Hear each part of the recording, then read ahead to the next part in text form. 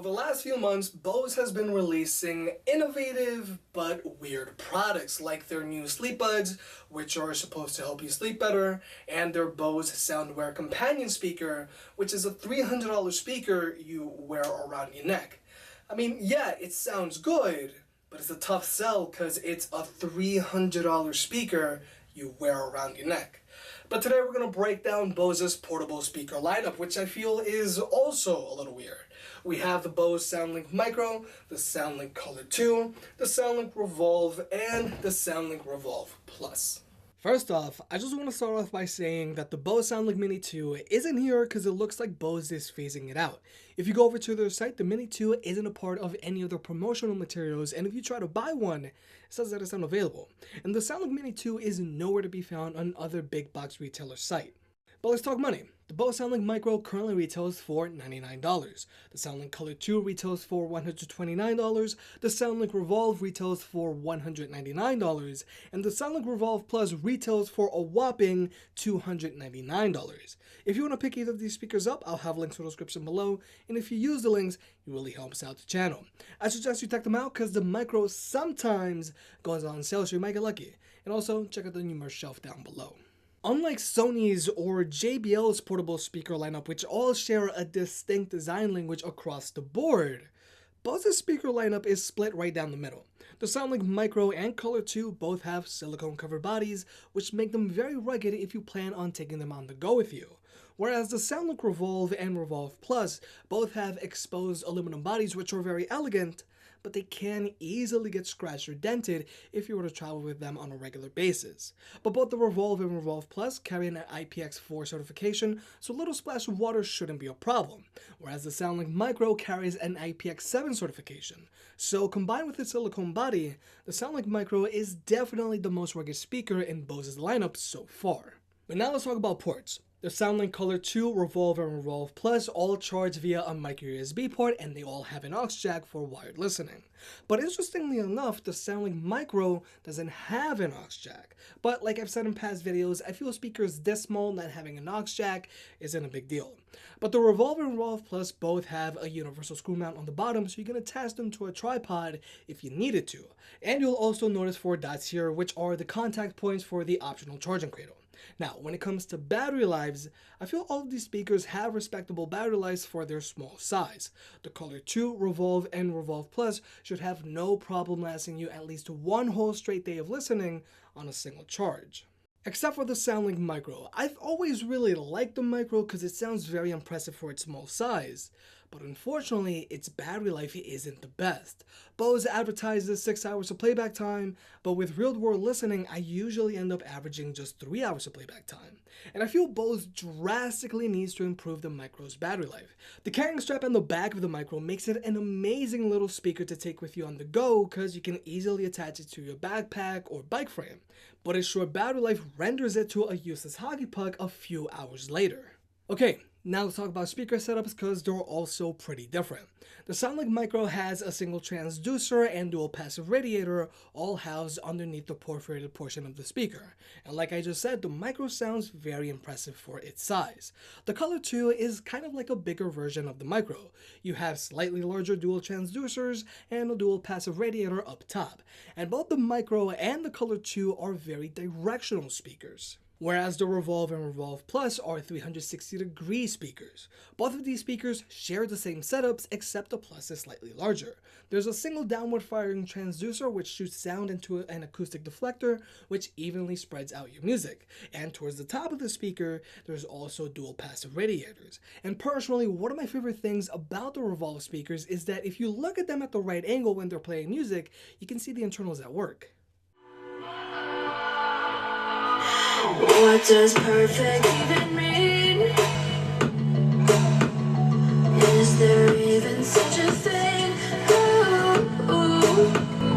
Can we switch up all the rules and imagine a utopia? Darling, I'm just so fed up with these expectations. They keep weighing me down. My heart is begging me to get the hell out of my head. I'm gonna live inside the upside down.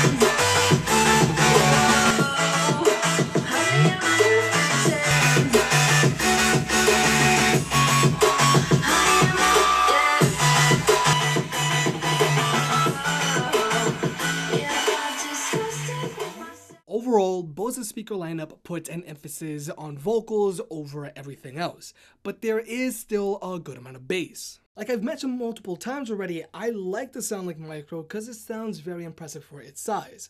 It has way more bass than I would expect from a speaker of its size, and it does a really good job of preventing distortion at higher volumes. But I feel the Soundlink Color 2 doesn't sound all that impressive for its size. Keep in mind that it is the oldest speaker here, but if you listen to it at lower volumes, the bass does fall short, and if you listen to it at higher volumes, then there is a considerable amount of distortion. But if we look at the Revolve and Revolve Plus, these speakers also have way more bass than I would expect for their small size.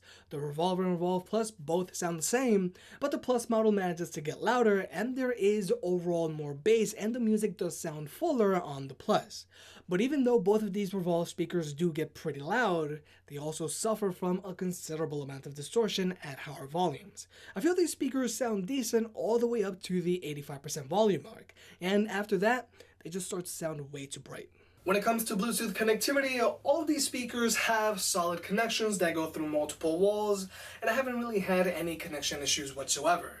But all of these speakers do have a little bit of latency when watching videos. It's not huge, but it is noticeable. If you're someone like me who watches a lot of videos on your phone, then it can get a little annoying after a while. I mean, this is the type of latency we're talking about.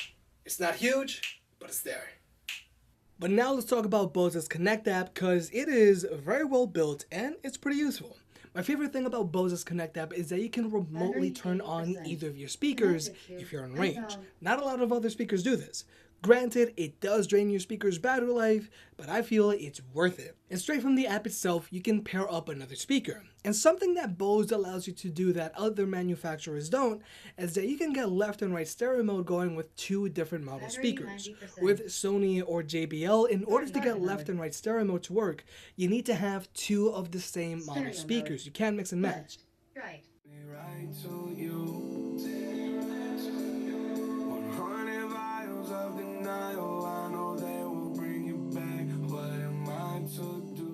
But the major drawback with Bose is that you can only connect up to two speakers together. Sony and JBL brag about being able to pair up to 100 speakers together, and obviously nobody really needs that, but I would like to be able to pair up to at least 5 Bose speakers together.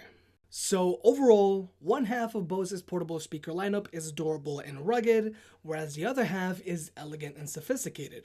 Even though I do like the Soundlink Micro because of its impressive sound, I would only consider getting it if it was on sale because it is expensive for what it is at $99.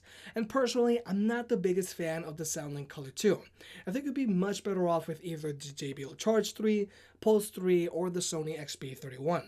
But then there's the Bose Soundlink Revolve and Revolve Plus. I actually do feel these speakers are worth the premium because they're more than just speakers. Their machined aluminum bodies make these speakers look like they're pieces of art that you can proudly display in your living room, dining room, or kitchen without having them clash with any of your other decor. It's obvious Bose is going for a more mature demographic with these speakers, and that's perfectly okay. Not everybody wants a brightly colored fabric speaker in the middle of the room, and not everybody wants pulsating lights with their music.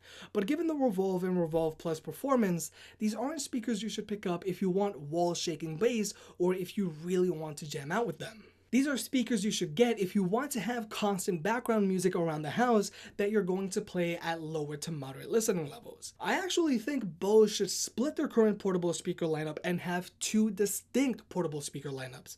Have a rugged lineup made up of the Micro, an updated Soundlink Color 3, and a larger rugged $250 speaker that competes up against the Extreme 2 and XP41. And I would have the fancier Revolve lineup made up of the Revolve Plus, Revolve, and a $100 Revolve Mini. Who knows, since IFA is a few weeks away, it could happen. If you made it this far, I guess you enjoyed the video, so hit that like button and get subscribed. It helps out more than you realize. Support the channel by clicking on the links down below, and I'll catch you next time.